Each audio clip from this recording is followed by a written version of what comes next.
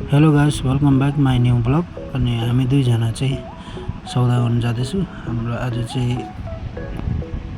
बुधबार हो।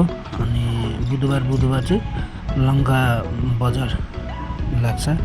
अनि त्यही हप्ता सौदा गर्न जान्छौँ हामीहरू चाहिँ बुधबार। अनि अब हामी दुईजना चाहिँ बाइकमा अब निस्किनु लागेको हाम्रो लङ्का बजार। अनि त्यो यहाँबाट हाफ किलोमिटर पनि छैन। म बजारको भिडियो देखाइदिँदैछु तपाईँहरूलाई। यहाँ चाहिँ यो पार्ट चाहिँ सबै यो चाहिँ सब्जी एरिया हो। यो यता यो सब सब्जीहरू, यो फुलहरूको हो। अन्त यता पनि सब्जीहरू, यहाँनिर चाहिँ मसलाहरू जति हुन्छ मसलाहरू पाउँछ। अनि यो एरिया पनि सबै उयो हो, सब्जीहरू नै पाउँछ। बेसी जस्तो सब्जीहरू छ यहाँनिर।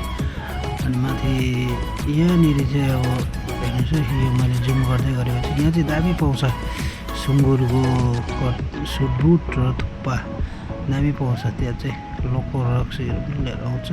लोकल भन्दा पनि त्यो अर्ग्यानिक त्यो तारी हुन्छ नि त्यस्तोहरू। अनि यहाँनिर चाहिँ सब्जीहरूको छ। यो सब सब्जीको उयो हो, सब्जी एरिया।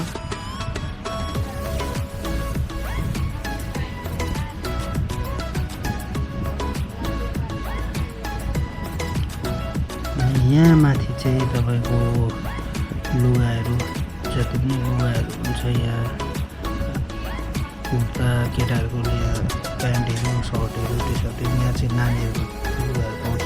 यहाँ दिदीहरू सपिङ गर्दै रहेछ।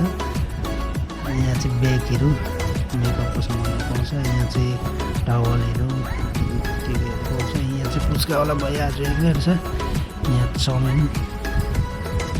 पनि बिक्री गर्दै रहेछ है। गाइस यस्तै हो बजार, लङ्का बजारको भिडियो हो यो चाहिँ।